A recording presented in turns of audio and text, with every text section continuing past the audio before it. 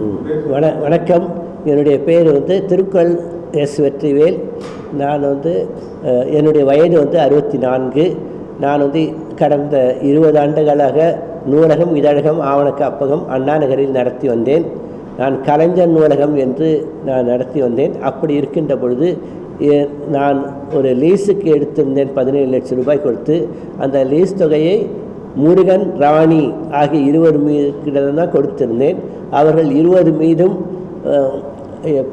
முதல் தகவல் அறிக்கை எஃப்ஐஆர் கொடுக்க வேண்டும் என்று மாவட்ட நீதிமன்றம் 2 ஆண்டுகளுக்கு முன்பே சொன்னார்கள். அப்படி இருந்தும் காவல்துறையினர் அதை நடவடிக்கை எடுக்கவில்லை. இது தொடர்பாக எங்கள் வீட்டில் உள்ள நூலகத்தை எல்லாம் சேதாரப்படுத்தி விட்டார்கள்.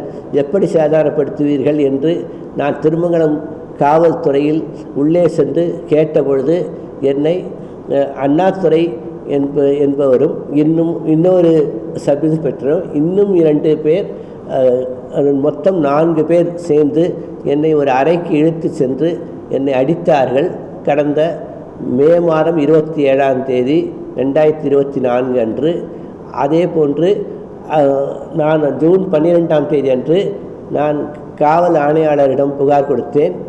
அப்படி இருந்தும் எந்த நடவடிக்கை எடுக்கவில்லை. திரும்பவும் ஜூலை 12ஆம் தேதி அன்று காவல்துறை ஆணையாளரிடம் நான் புகார் கொடுத்தேன். அதெல்லாம் இன்று வரை அவர்கள் எதுவும் நடவடிக்கை எடுக்கவில்லை. சென்ற மாதம் கூட இணை ஆணையாளர் அவர்களிடம் சென்று புகார் கொடுத்தேன். இன்னும் எந்த நடவடிக்கை எடுக்கவில்லை. இதில் என்னவென்றால் எனக்கு நான் என்னுடைய 17 லட்சத்தை யாரும் தரவில்லை. அதே சமயத்தில் எனக்கு 1.5 கோடி ரூபாய் கேட்டு ஜெயச்சந்திரன் தேனி மாவட்டத்தை சேர்ந்த வழக்கறிஞர் என்று கூறி என்னை 1.5 கோடி ரூபாய் தருமாறு என்னை மிரட்டுகிறார்.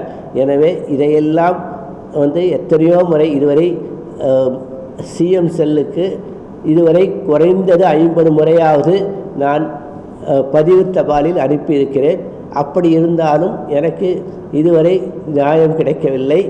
ஆனால் நியாயம் கிடைக்கும் என்ற ஒரு நம்பிக்கை இருக்கிறது. அது உயர்நீதிமன்ற நீதிபதி அவர்கள் 4 வாரத்திற்குள் பதில் தருமாறு சொன்னார். 4 வாரம் கடந்து இப்போ 7 வாரம் ஆகிவிட்டது. இன்னும் எனக்கு பதில் வரவில்லை. எனக்கு உரிய நியாயம் கிடைக்க வேண்டும். அதே போன்று நான் தமிழுக்காக தான் வாழ்கிறேன். தமிழுக்காக தான் நூலகம், இதழகம், ஆவண காப்பகம் வைத்திருக்கிறேன். நூலகம் 10,000 நூல்கள் இருக்கிறது, அரிய நூல்கள் இருக்கிறது. அதே போன்று 5,000 தமிழிதழ்கள், ஒவ்வொன்றில் ஒவ்வொன்று வீதம் 5,000 தமிழிதழ்கள் இருக்கிறது. ஆவண காப்பகம் என்று வைத்திருக்கிறேன். அதில் எல்லா ஆவணங்களும் இருக்கின்றன. கடந்த 50 ஆண்டுகளாக எல்லா பத்திரிகையிலும் முக்கிய நிகழ்வுகள் எல்லாமே இருக்கிறது. அப்படி இருந்தாலும் அதையெல்லாம் காப்பாற்ற வேண்டும் என்ற நோக்கத்தோடு தான் இருந்தேன். எனவே தயவு செய்து எல்லோரும் இதற்கு பத்திரிகையாளர்கள் எனக்கு ஒத்துழைப்பு தருமாறு கேட்டுக்கொள்கிறேன். என்னுடைய 17 லட்சத்தை வாங்குவதற்காக நீங்கள் எல்லாம் ஒத்துழைப்பு தருமாறு கேட்டுக்கொள்கிறேன். 17 லட்சம், அதாவது 17 லட்சம் ரூபாயை நான் முருகன், ராணி என்பவரிடம் நூலகம் நடத்துவதற்காக லீஸ் தொகையாக, குத்தகை தொகையாக 17 லட்சத்தை கொடுத்தேன். அப்படி இருந்து இன்று வரை 1 ரூபாய் கூட திருப்பி தரவில்லை. லீஸ் டைம் முடிந்த பிறகும், லீஸ் டைம் முடிவதற்கு முன்பே நான் கொடுத்து விட்டேன். அதாவது அதை கேட்டுக்கொண்டே இருந்தேன், ஆனால் தரவில்லை. லீஸ் டைம் முடிந்த பிறகு அவர்கள் தலைமறைவாகி விட்டார்கள்.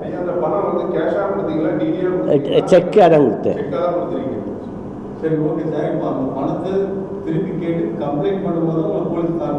ஆமாம், நான் அது தொடர்பாக கேட்கறதுக்காக கடந்த மே மாதம் 27ஆம் தேதி அன்னைக்கு நான் போய் கேட்டுக்கிட்டு இருந்தேன். கேட்டுட்டு இருக்கும்போது திடீரென்று அங்கே உட்கார்ந்திருந்த 2-3 போலீஸ்காரர்கள் கொண்டு போய் என்னை ஒரு அறைக்குள் தள்ளினார்கள். தள்ளி பீரோ, அதாவது மேல் சாப்பாடு புகார் அளிக்க என்ன மட்டும்தான். அதுதாங்க நான் அங்கே அண்ணாதுரைன்ற ஏற்கனவே தான், நீ தானே அண்ணாதுரை அப்படின்னு கேட்டேன். கேட்ட உடனே அண்ணாதுரையோடக்கு ஆதரவாக எல்லோரும், ஆனால் காவல்துறையினர் தான். ஆனால் காவல்துறை உடை அணியவில்லை, அணியாமல் சாதாரண உடையில் இருந்தார்கள். காவல் நிலையத்தில் முதல் மாடியில் ஏறினேன். அதுக்கு தான் நான் சொன்னேன். ஜூன் 12ஆம் தேதி 2024 அன்றைக்கே கமிஷனர் ஆஃபீஸர் சொன்னேன், நீங்கள் அங்கே சிசிடிவி கேமரா எடுத்து பார்த்துக்கங்கன்னு சொன்னேன். அப்புறம் ஜூலை மாதமும் திரும்ப சொன்னேன், சிசிடிவி கேமரா எடுத்து பாருங்கள் அப்படின்னு சொன்னேன். இது வரைக்கும் அவங்க பார்க்கவே இல்லை. இது வரைக்கும் வந்து ஆனால் பார்த்துருக்குறாங்க. பார்க்காம அவங்க வந்து இருக்க முடியுமா? நீங்கள் வந்து ஒன்றை மட்டும், அதாவது நான் வந்து அதே போல வந்து 50 முறைக்கு நான் வந்து புகார் கொடுத்துட்டேன். ஏன் இப்போ கடைசிதான் வச்சுக்கோங்க, இப்போ வந்து ஏடிஜிபிக்கு உயர்நீதிமன்ற நீதிபதி வந்து அனுப்பிச்சிக்கிறார், 4 வாரத்துக்குள்ளே பதில் கொடுங்கன்னு சொல்லிக்கிறார். அதில் நான் ஒரே ஒரு விஷயத்தை மட்டும்தான் சொன்னேன். மே மாதம் இதை விட முக்கியமாக எஃப்ஐஆர் போட்டுக்கிறாங்க பாருங்கள். போன எஃப்ஐஆர் வந்து நான் எழுதி கொடுத்த எஃப்ஐஆர் வந்து எப்படி இருக்கும்னு உங்களுக்கு தெரியும். எஃப்ஐஆரில் நம்ம என்ன எழுதி கொடுக்குறோமோ அந்த இதுதான் இருக்கணும். ஆனால் என்னோட கையெழுத்தில் 50 முறை புகார் கொடுத்துருக்கேன். திருமங்கலம் போலீஸ் ஸ்டேஷனில், கமிஷனர் ஆஃபீஸில் 50 முறை கொடுத்துருக்கேன், டிஜிபி ஆஃபீஸில் ஏறத்தாழ 200 புகார் கொடுத்துருக்கேன். இது தொடர்பாக என்னுடைய கையெழுத்தில் இருக்கிறத ஒரு வாக்கியம் கூட எழுதாமல் விஜயின்னு ஒரு பெண்ணோட கையெழுத்தில் இருக்கிறத எஃப்ஐஆரில் சேர்த்துக்கிறேன். எம்எல்ஏ எதுவும் இல்லை, நான் வந்து எழுதி கொடுத்ததை எஃப்ஐஆர்.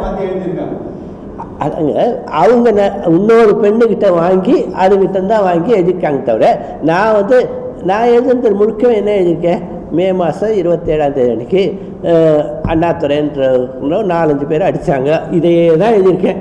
ஆனால் அவங்க என்ன பண்ணிட்டாங்கன்னா, இன்னொரு பெண்ணை கூப்பிட்டு இது வந்து இந்த பிரச்சனை இது ஒன்று, இதனால் வந்து நீங்கள் வந்து 17 லட்சத்தை கொள்ளணும் அப்படின்ற மாதிரி எழுதி.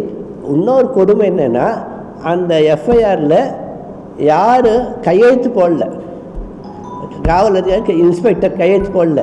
எனக்கு வந்து என்னது அதே போலயே எங்கிட்டையும் கையெழுத்து வாங்கலை. ஒரு எஃப்ஐஆர் வந்து உங்கள்கிட்ட கொடுக்குறாங்கன்னா கையெழுத்து வாங்கி தான் கொடுக்கணும், அதிலே கையெழுத்து வாங்கலை. குற்றவாளிகள், சந்தேகப்படும் குற்றவாளிகள்ன்ற பேர் யார் பேருமே இல்லை. இதை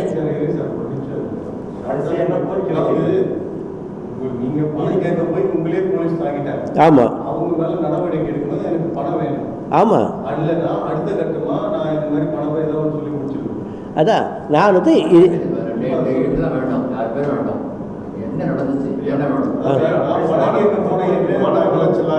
ஆமாம்